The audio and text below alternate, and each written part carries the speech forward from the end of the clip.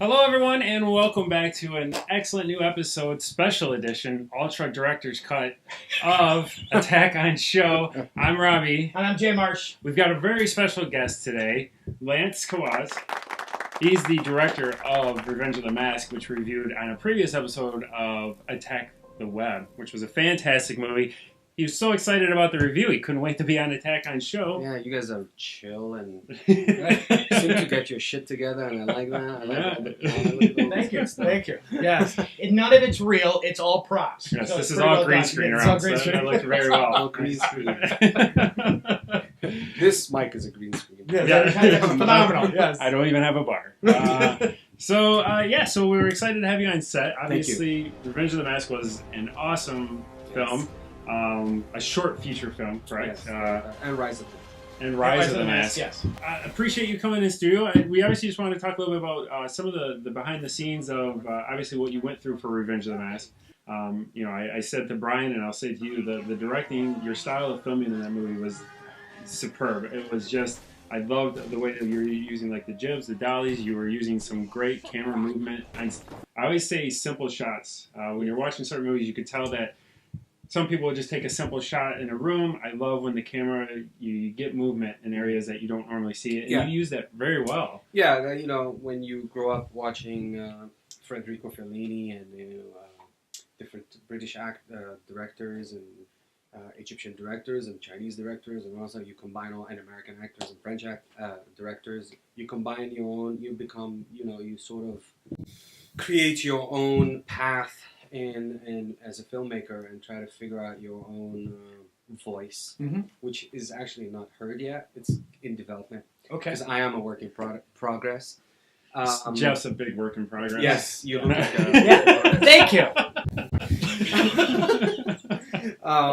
But to credit the shorts, both Rise of the Mask and Revenge of the Mask, it was a labor of love for Dylan Sides. And he was gracious enough to bring me on board and say, hey, I want you to take this in your way, bring it to life, because he's had it for like 15 years. This was his baby. So he basically handed me his baby. So it was a consortium of efforts from different people. It wasn't just Lance Kawas. So, the makeup was beautiful, the cinematography was beautiful, the acting was beautiful. So it wasn't just me per se. I had my own voice, yes, but whoever says, any director who walks us, I am this and I am this, full of shit, because it's not just one guy. Right. It takes a team. It takes a team to make a director look good, to make a movie look good. So the team was excellent. And obviously the finished product that you laid out was very entertaining. I mean, from the start of the movie, holds interest beginning to end, not a long time. Now, Dylan, as you said, this was a baby of his. Was he a bigger fan of the Dark Horse comics, or was it the Jim Carrey that just inspired him? He was actually, this is one of the things I like about him. He's a nerd like me, and we want to take it to where it was the real deal. And that's why a lot of the fans, if you were reading, they were, this is the way it should have been. Absolutely. That was my first reaction when I saw it. Really the darkness and the grittiness. Yeah. I mean, even the Warner Brothers people, when they saw it, they were like, no, this is looking really good. Go ahead and do as many as you want. Oh, wow. So it hit home. We're doing something right, but not totally right yet, because we still want to take it to a different level. Fantastic. Where do you cut off from your vision to what the background of it is, or did you go back? Did you read the comics? Did you look into it? And then you go, I see that, but this is where I want. How does that work for you? Well, for me, there's a lot of things that I like to do as a filmmaker. I like to keep the camera moving. I like depth of field. I like color, which actually was great for the comic book, because the comic book was dark, full of color. It needed to look like a comic book, and Dylan and I sort of just, it wasn't really hard to figure out. You look at the comic book, okay, this is the color tone. You look at the dress codes, you look at the wardrobe his wife was doing, his girlfriend. You look at the prosthetics. It was like a sweet, an easy symbiotic, it mapped out for you very easily. Yeah, it was mapped out because, then I said, okay, let's see how we're going to shoot this, keep the camera moving. We had great stunts, we had great, it just worked out really well, and then you see you see it on the screen. It requires a lot of patience. You can't go shoot something like this in like 3 hours. It just doesn't work. It takes at least 4. Yeah, it takes like, I mean, it is, because it's a labor of love, it took a lot of time to set up our shots, and people were complaining because they just don't understand. You know, that's why if you're not groomed to be the real deal, you're going to complain. This is why it was a lesson for many people. That's why it looks the way it did, because it takes time to set up the lighting. It takes time to move the camera the way. It takes time to rehearse. The fighting scene, the boxing scene.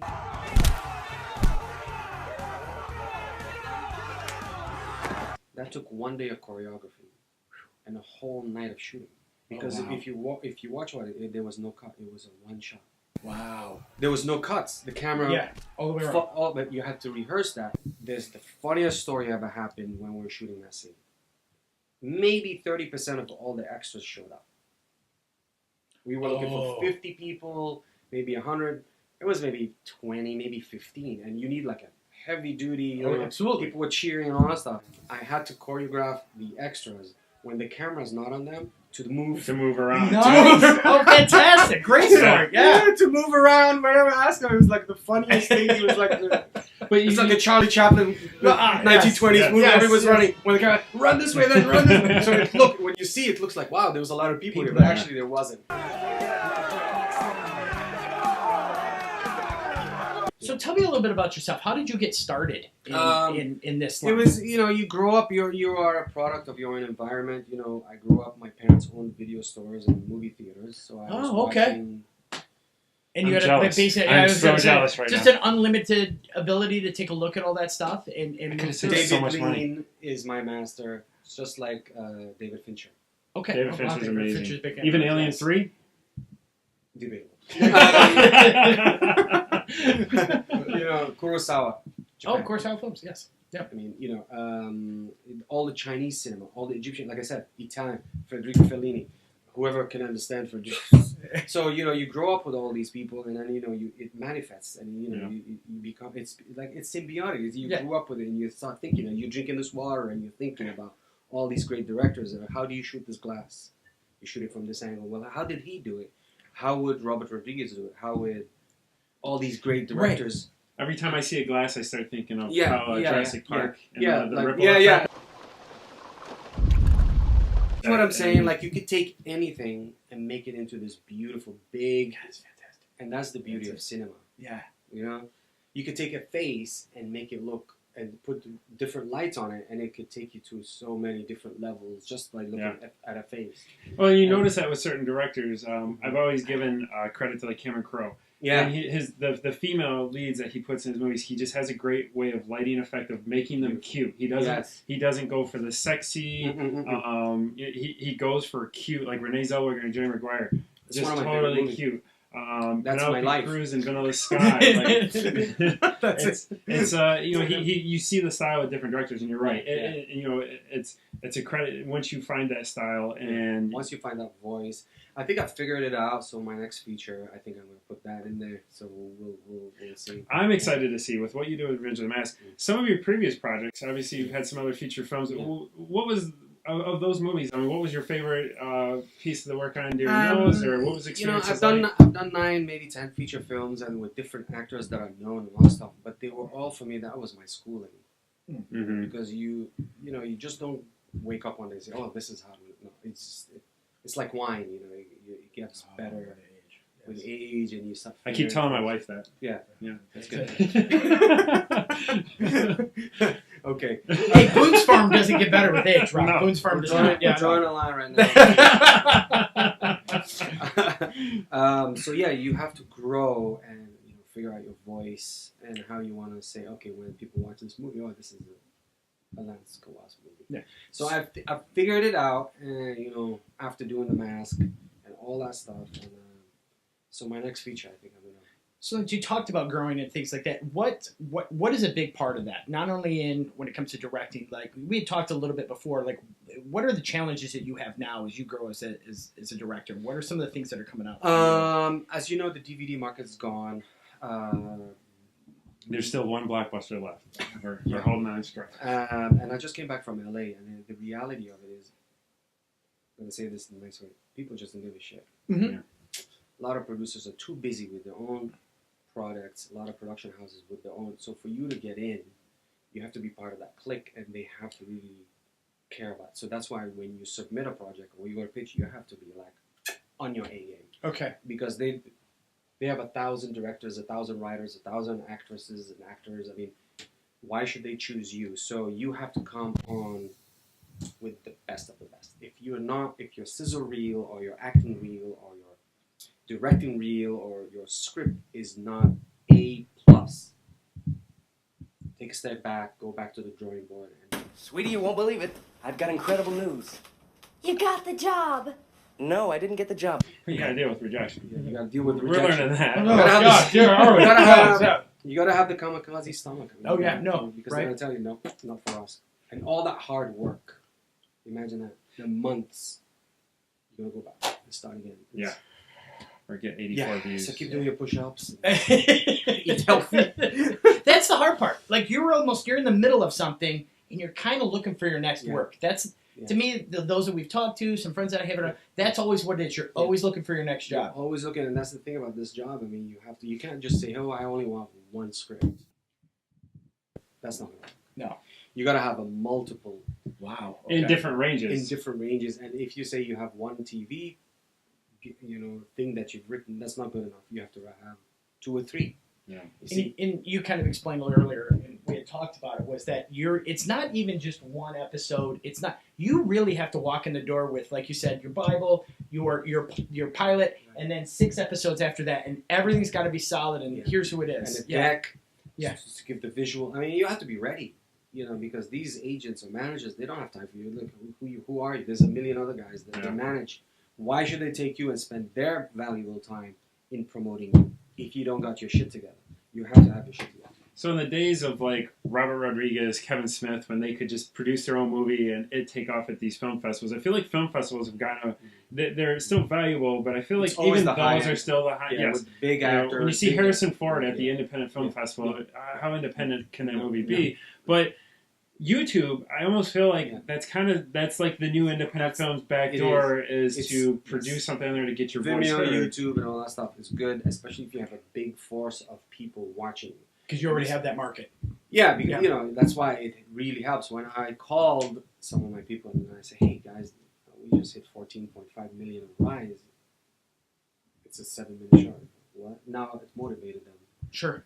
To actually go watch. Yeah. And they were giving me, oh. Then there's a 35-minute one. Oh, that hit close to 4 million. Dark Horse took it down now. I don't know, but there's a whole thing going on between Dark Horse and Warner for our 35-minute short. I don't know if people know that. No, I don't think we do. We did not. We weren't even aware of that. Yeah, and part of my trip to LA was actually to figure out how to do this. So Dark Horse, we're gonna attack if you don't release this movie. And from what I understand, Dark Horse, everyone's trying to get into the market right now. So from what I've read, like, Dark Horse wants to move forward with their own film production. It's big money. It's big IPs. I mean, it's a huge industry. Well, don't make a Jamie Kennedy sequel.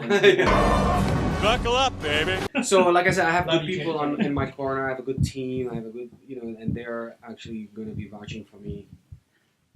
See what's going to go on because I have to continue this. I have to do 3 shorts with Dylan and the team coming up soon. Nice. I have to do that. Awesome. We have names. I was there. I mean, I don't want to say another guy. We have Dean Cain and we have Nathan Jones and we have another guy who's very famous who wants to be in these shorts. So imagine. So they're interested in they're like, hey, I like this. I want to be part of this. I approached them. I said, hey, would you consider doing this? And they said, well, send me what you got. So I sent her and yeah, okay, what's the deal here? This looks really good. You don't let anything go to voicemail on your phone, do you? Like, you never know that next phone call could be the phone call. Yeah. So it's very encouraging, but it took a lot to put this together. Yeah. And then for Dylan, I commend him because that's 15 years of his life that he wanted to do this, and he actually. And that says a lot about you. Like, he met you, and he felt confident giving his baby over to you, and be like, "Hey, make something of it." And you hire the right team. I mean, Istvan, the DP, Bobby and his team. He's an actor and he's a stunt coordinator. You rely on these people to make you look good. And Dylan, with his prosthetics team and his producing. It was insane. That was one of my watching that really, I think. Do you see what I'm saying? Made it. Yeah, the prosthetics in that were. I mean, it's a whole team. There's no one director comes in. I've spoken to big directors and they say, "Well, how do you do it?" Well, and I don't want to say the name. Sure. Big. This is a hundreds of $1 million budget. How do you give me 5 minutes? So how do you do it? Trial and error. Yeah. Yeah. That's it. Yeah. You rehearse, but you don't know. What if it's raining? What if it? You go try it. If it works, we move on. Yeah. Oh, okay. Cut your losses, move Cut your on. move on. Yeah. You know, Clint Eastwood, 3 takes, whether you like it or not. Oh, really? Yeah. Nice. That's it. Woody Allen does not direct. He hires people because they know they're good. He just sits behind. Okay, we're moving. He doesn't. He just they do whatever they want. Every director has his own style, his own way. Like you said, you have Robert Rodriguez on the skateboard rolling through the scenes. Yeah. Like actually coming up with unique ways of filming. Everyone has their own style. Everyone has his own style. Everyone edits. Now, do you work with the same? Because I know director editing is very. Do you work with the same editor on a lot of your projects? For these projects, I'm working with the same DP, same editor, which is Dylan, who's multi-talented. Wow. Yeah. Son of a guy. Yeah. Yeah. So you guys should interview him. Yeah, I'm working on it. Yes, He's you're a very definitely busy working on guy. it. Yes, Yes, very much so. Trying to. Yes. So we're not saying no. we'll make it happen. it's not all for Lance. So yeah, you need that clique of people who are professionals who can help you look good. Okay. Yeah. You know? That's why I have Jeff. He makes me look fabulous. Yeah. No. You guys are a great team. Yes. We're great. I dig the shirt. Oh, thank you. That's perfect. So you need a team because without a team, you know, I don't care who you are. Spielberg doesn't go on set No, he's alone. right. He's got the same guys he's carrying over and over and over with him, right? He has the right stunt guys. He has the right. They make him look good. He knows what he wants to do. So what's your dream project? What's your dream project? What would be like original project, a sequel? What is it? Remake. You know it's there. Do you want to give that up right now? I mean, I'm working. We can on, edit it. Are you really? I'm attached to maybe a dozen movies, but it doesn't mean anything. Sure. 1 or 2 of them are like my dream projects. Really? Yeah.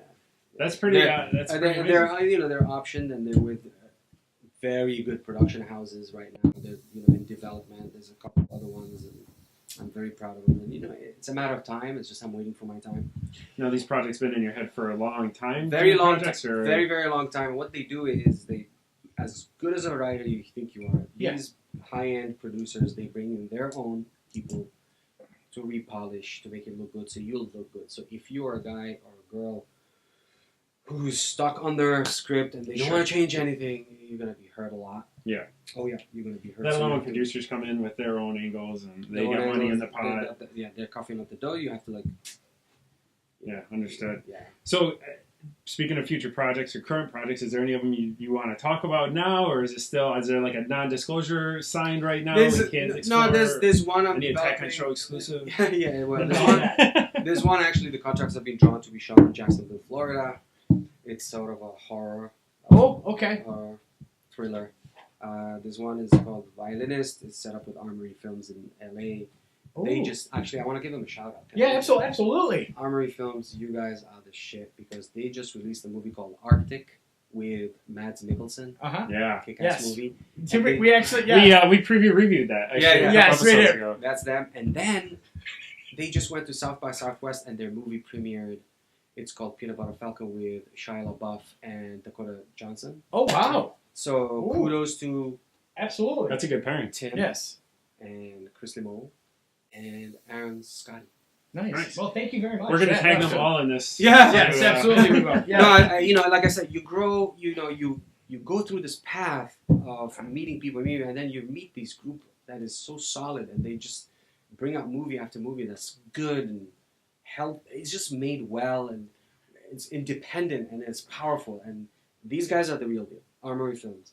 And I wanted to give them a shout. No, that's very good. Absolutely. And when you find those, that's relationships you want to build on, because when you get that good relationship and grow, the work that can come out of that is going to be top notch. Oh, more successful, because when you're happy working, especially when it comes to film, you're putting your heart and soul into these things. By the time it's done, you're releasing a baby to the world, and that's a hard thing to stomach. It is. How do you deal with when you put that movie out there? Do you go to like a premiere? Do you watch it with people, or are you one of those that just say, well, you've watched it in editing. You've watched it in editing. You're so done with it. You know, you're like, yeah. And not. So you have to, you have to do it for the people who put the money. You have to be there. Sure. Number one, to be respectful, and number two, you have to show your face. I mean, that's about you were talking about that marketing yourself marketing that is the presentation. Percentage wise, how much is that is part of your life? How much of that are you out there selling you and your product? Wake up, I swear to you, I wake up, for people who know me, I wake up in the morning early, I make calls to England and to Europe and the Far East because I'm an active guy trying to raise money. But it's difficult. Okay. Really, yeah. So you wake up in the morning, you have to be disciplined. And this is what I love about the British system. If you look at the actors from England and Australia, they're always they're always top notch, you know, Benedict Cumberbatch and my absolute favorite. Love his voice. There's something called discipline, and you know you have to discipline yourself. Whether you are a writer, a director, an actor, actress, you have to be disciplined. Web series host. Web series. You have to be disciplined. You have to give it the time and the energy. If you give the profession your time, and the profession will give you its time too. It will come back at you with all the rejections and all the BS that goes with it. And the same thing. It's all about discipline. So I'm disciplined. I know when I have to make my calls. I know when I have to write. I know when I have to go do my stuff. You know, it occupies your life. Sure. Every minute matters, right? And then just you use the most out of it. Sometimes my phone rings at 2 in the morning, 3 in the morning. I have to pick it up. Wow. Yeah, I have to. Yeah. That could be $10,000 or whatever. It doesn't matter. You know, it could be anybody. You know, because now you as you grow with movies and you know your database of actual film producers grows and they're interested in you. They say to you, you know, what else you got? What else? So you have to be ready. So I always have scripts ready, you know, projects ready, you know, development.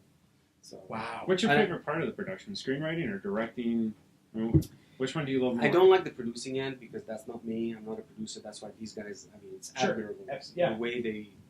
I mean, it's beautiful the way they put it together. So I'm just a writer director. I like to the creative end.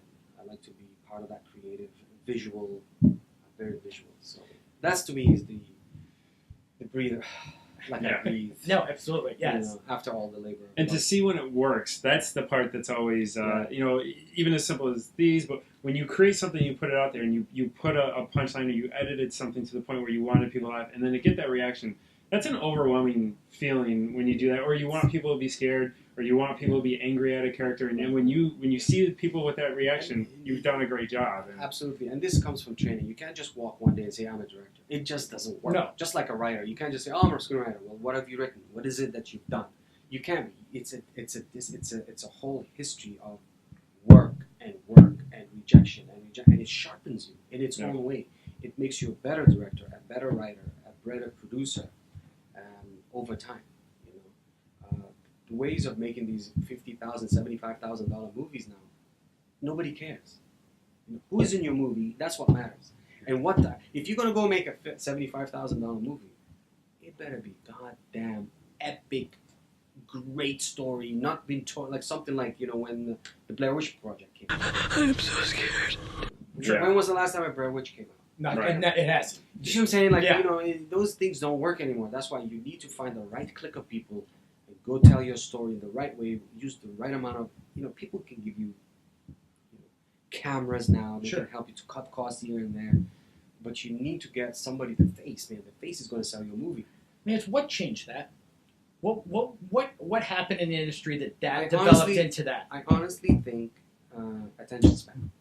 Yeah. Wow. Thanks, YouTube. Yeah, no. The attention span. What'd you say? No. What did you say? If you look at the movies that are really making money, DC, Marvel, high-end, big, epic, $100 million above, those are movies that are gathering people to go to watch movies in the theater. I also think too the change of just theater. I mean, if you're it sounds silly, but if you're going to a movie with a family, you're talking $100 night by the time popcorn, 100%.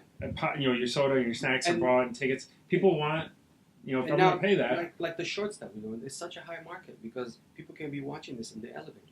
Yeah. Wow, I like it. And there's no mercy anymore. It's either thumbs up or thumbs down. There's no 50% anymore. Oh, I can't. No, it's you either like it. Wait, there's a thumbs up? Not on our show. I think it's broken on ours. Yes. See, the world is changing. I mean, it is. Attention span is short. So whatever you put out there has to be so epic that when people watch it, then all of a sudden it blows up, and that will help lead you to something else. And I'm wondering how I'll get down the stairs. Clowns to the left of me. What brought you back to Michigan? What brought you back home? It's cheaper. Okay. To make movies here. Okay. My base is here. but I do have a spot in LA, so I can go back and forth. Okay. Then which you He can almost get have to- In-N-Out Burger whenever he whenever wants. he wants. whenever Yes. you want. So do you have a second bedroom? In and out. Yeah.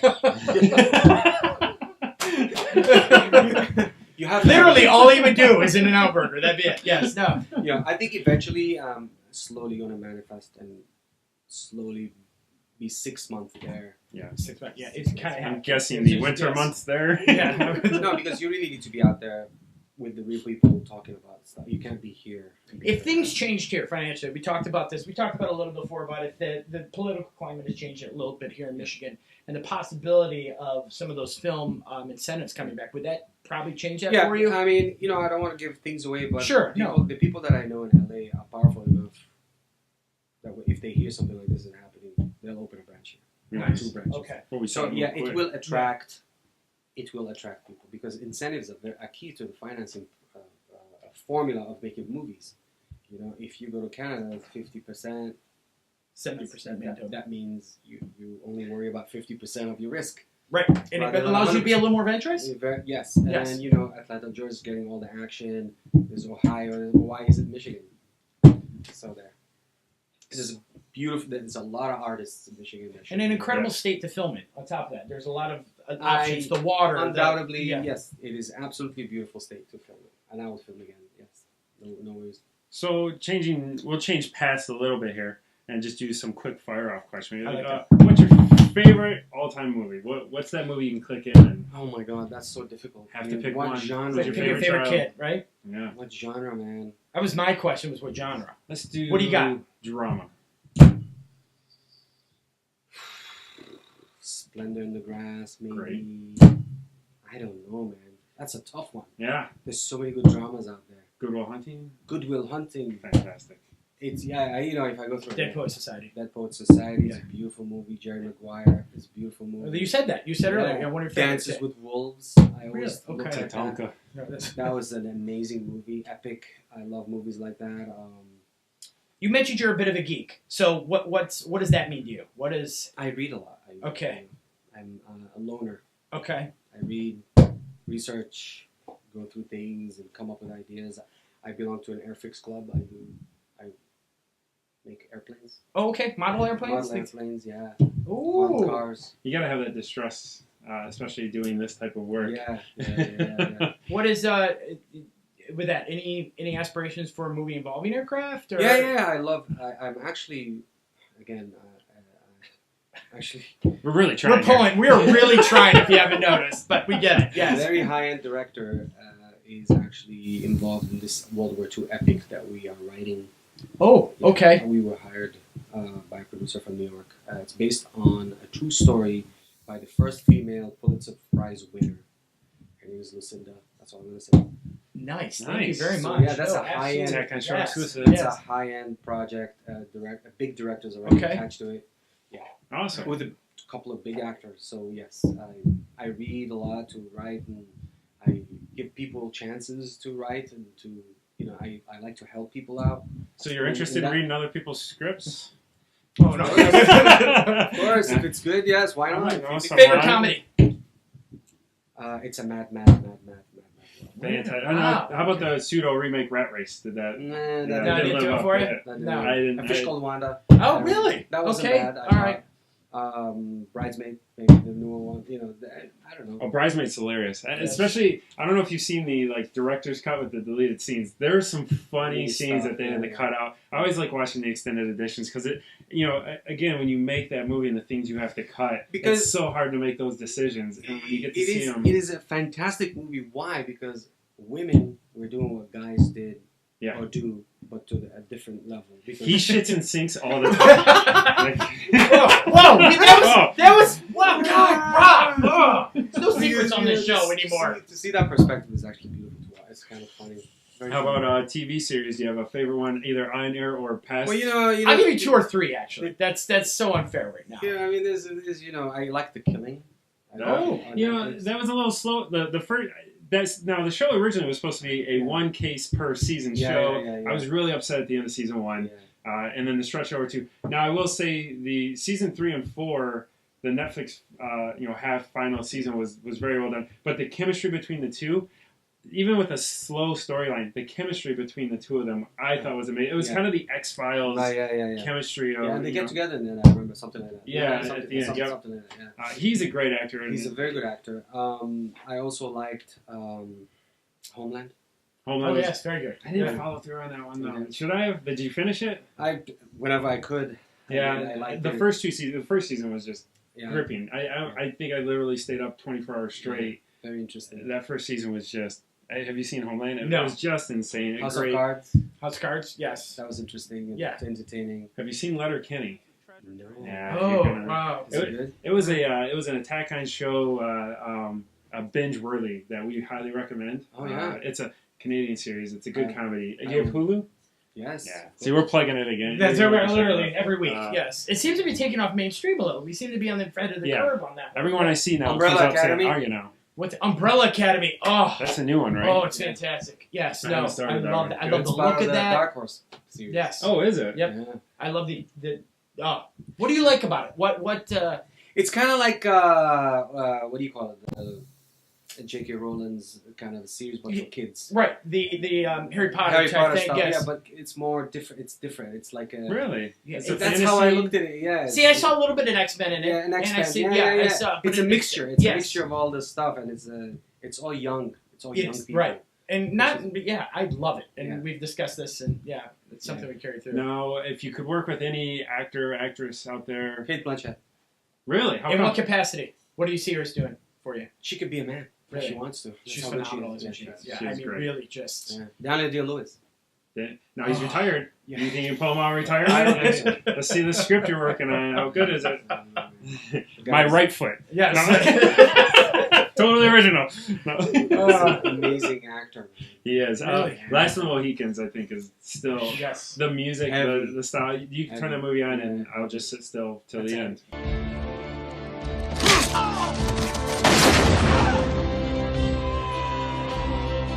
Does music inspire you at all when you're going into Absolutely. these projects? Yeah. I have my. I mean, do you listen to a song and say, "God, I just want to in make a my movie car? to this or In a my scene car, to I this"? swear to you, I listen to no radio. I only listen to soundtracks.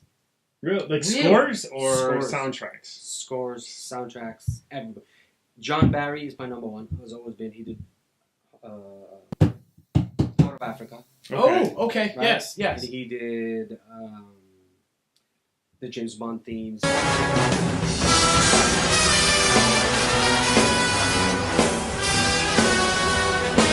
But he's passed away. God rest his soul. Obviously, the Hans Zimmers of this world. James Newton Zimmer. Howard. Horner, Jimmy Horner. Okay. Yeah. All those guys are great. You know. That's fantastic. That's very interesting. Thank you for sharing that with us. 'Cause Yeah. that's Yeah. very. Kind of the Music new is- age instrumental. Yeah. You have to. Yeah. It's Now, when you're inspiring. doing that, are you framing things out and visioning Depends in mind on when that music's depends on the coming film and the genre. Okay. I tend to stick, in my mind who I like and who. So just as a hobby, or if you hear music like that, I'm just curious. Do you ever just go like picture a montage in your head, like, and just for hobby, just for fun, take your camera out and just like want to film and edit to that kind of, just to put something to music? Sometimes I kid you not, I'll be listening to something, a soundtrack, and a whole scene plays in my head. Yeah. And I pick up this, and you have this thing where you can record your voice, and I record the scene. I go and I write it as a scene for us. That's fantastic. Always work. He takes those 2 steps farther than I think most people do. No, really. Like we've all kind of played with this. I'd like to see this come out, this pan out. Then it's kind of that credit to you. You take it that 2 steps farther than it needs to go to make it. I do that all the time. Make it something. And I have a lot of friends when they talk to me, they say, you're not with us, and it's true. Sometimes I'm like zoning out. I just zone out Sure. sometimes. That's what I'm doing. Well, yeah, especially when you People talking. If I just say I'm zoning out. Yeah. Lance, right? I'm like, No, and there's something we said about that. It's funny because you hear it from people, I'm sure, when you're watching movies compared to someone who's just a common viewer, for lack of better words. But you're watching things at a different pace than what other people are. tend You're to looking watch at movies, framing. You're looking at. I tend to watch movies twice, even the bad ones, because I learn from each of them. And we've said that on previous episodes where it's just you got to sometimes take a movie for what it's worth. Yes. Not every movie is meant to be a blockbuster. Not every movie is supposed to be super emotional. You have to understand what they were trying to accomplish at the start, and just watch it for what it's worth. Sometimes I don't even think that. I think if you go in with an expectation of movie, sometimes it ruins it. I've noticed from working with you that you ruin a lot of movies for me. Yeah, I do. Where there's been times I've gone into a movie and I'm like, I just want to escape. I just want to walk into this movie and I want to just pretend I'm there. Ernest is not that funny. It is that funny. Ernest Saves Christmas is hilarious. But this is why here in America we're so fortunate. We have everything. We should also watch foreign film. I mean, you have this category in the Oscars. Have you seen Cold War? Have you seen Never Look Away? Have you seen Aroma? No. No. I can honestly say the only foreign film I've seen is Open Your Eyes, and that was because I was a big Vanilla Sky fan, and I wanted to see the original. But yeah, foreign film is an area I think you're right. A lot of people need to watch because you're going to learn a different technique. Different voice, different perspective, different way of telling stories. I mean, Cold War is a Polish movie. Okay. It is a love story, a passionate, and it was shot in black and white. You have to sit back and say, why did the director shoot it in black and white? You have to go figure that out. Aroma. I love that. Roma, is it Roma or Roma? I keep forgetting. Roma, right? Roma. Okay. Was shot in black and white. It was a story of a maid in Mexico to a upper middle class family, and the camera was following her all over this. Why did this movie won every award for best foreign film? You have to go watch it.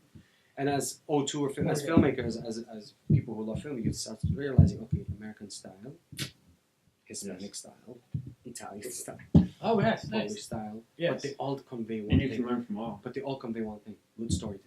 Okay. Right. That's it. You have to have good That's a great. Now, was foreign film what the Academy was talking about removing from airing on TV? Was that the one? There was a big. Yeah, they didn't want to include the DP and the this, which is silly because they did reverse that decision. Yeah, thank God. They should have another category for stunt people too because they deserve because of all that hard work. Absolutely, right? Yeah. I give my shout out to all these stunt guys out there. The Academy should actually bring in an award for them. There's so much behind those great actors that those stunt people are responsible. It's all them. Right? It's all the stunt guys. It's not the actors, except for Tom Cruise. About Tom jumping out of a plane that's traveling at 165 miles an hour. Favorite scene on Revenge of the Mask? The kind of, since we're swaying, we're going 180, 360. We're coming back. Yeah, all the way back to the good. Yes.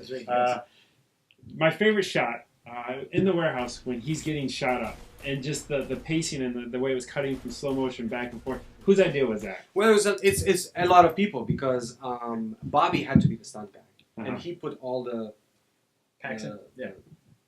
I don't know what you call it. Yeah. So he was the actor stunt guy. The camera was our guys, and the actor was acting, and it was just there because the script called for it. He had to be bloodied and shot a million times, and then we slowed the camera down. I mean, it's spat out. It was so well done. That scene, I watched that. That was so great, and I credit you, the editing, Dylan. To me, the stunt guy, absolutely. It came together. It just looked so cool, and that just really stood. That scene, and then also the scene of Brian Heinz when he's coming to the door and the lighting behind him, and he's walking in just before that scene. But the lighting of that was just so cool, and the narrow hallway. And that's Islam. That's actually a shipping container. Yes. Yeah. In our shipping house, by the way. In our shipping warehouse, I have a warehouse for my brother, and that was there. And the way he lit it. Yes. Yeah. That's why you need an artist. That's why I'm saying. So the artist made the film look good, made me look good, made the actors look good. Now, Brian Hines and the actors, they took good direction. I said, I worked with them, and then Brian Hines did his thing. Yeah. The guys opposite. Actually, I tell you what, he spoke very highly of you as a director. Very highly of you as a director, and that you and were. I speak highly of him. I mean, you sat down, you explained it to me. He says that's just unseen. He said that was the first time someone sat with him and explained. No, because everything is a character study. If I want to direct somebody in a film, where did he come from? Right. You have to have birth, you have to have life, and you have to have death. I love that. In everything. Thank you. So, that's what creates depth. So these actors, when they come and they're reading scripts, that to me is very shallow. No, don't come to me and tell me a whole history of who your character is. So teach the director what to do, not the director teaching you. Know what I'm saying? Right, yeah. That's the difference between real actors who walk on set. And someone's just there. Someone just goes, yeah. And I love that. I love that when the actor tells me this, and then we go back and forth and then we create more ideas. It just makes the movie better. Yeah, definitely, and it shows. It absolutely shows. So you can't have egos. Yeah. You can't have egos. This giant bonfire that you guys had. You sent me a clip from behind the scenes. How fun was that? Like that? Did you guys get marshmallows out after the camera was off? If I tell you how big that Viking boat is, you'll laugh at me because we went to shoot it and we thought it was going to be this huge ship, but it actually turned out to be as big as a Mini Cooper.